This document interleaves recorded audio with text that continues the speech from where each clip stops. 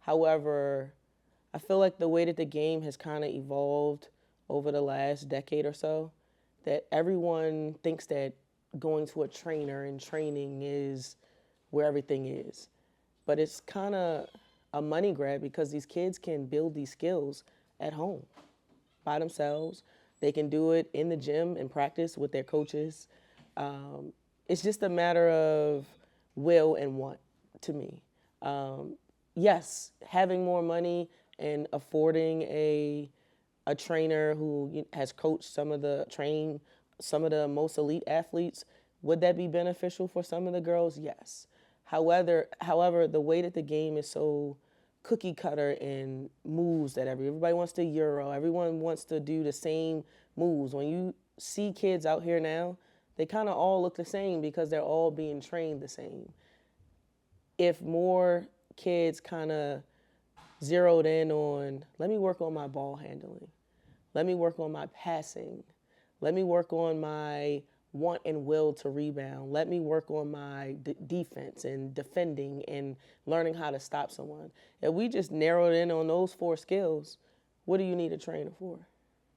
I'm sorry to go in on trainers, but I'm just. No, that's good. Yeah, that's what I was thinking. That's what I was like. Yeah, this is. Because these are the things that should be said, but people try to.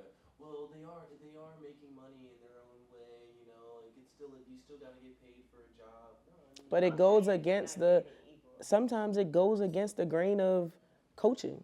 Like you, some trainers aren't even showing up to the kids' games to even see what systems their coaches are running to help the kid look better in that system.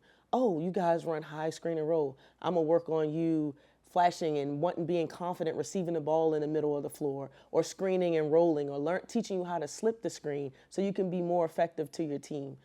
You just going in and you got a group of 3 to 4 kids in there and they all working on the same thing. Your kid can't dribble, but your kid is doing these moves that they're doing and still can't dribble because you never isolated that my kid needs work ball handling, not this other stuff that's going on out here. If you can pass, if you can dribble, you can pass because it takes you to dribble to be able to effectively get to a spot to pass the ball. If you're on a fast break, if you can't dribble, you're not going to make that layup because you're too busy fumbling the ball to gather yourself to finish the layup. We tell the girls this all the time. If they miss a layup on a fast break, watch how many times they fumbled the dribble prior to getting to the basket. That's how we know whether they're going to make it or miss it.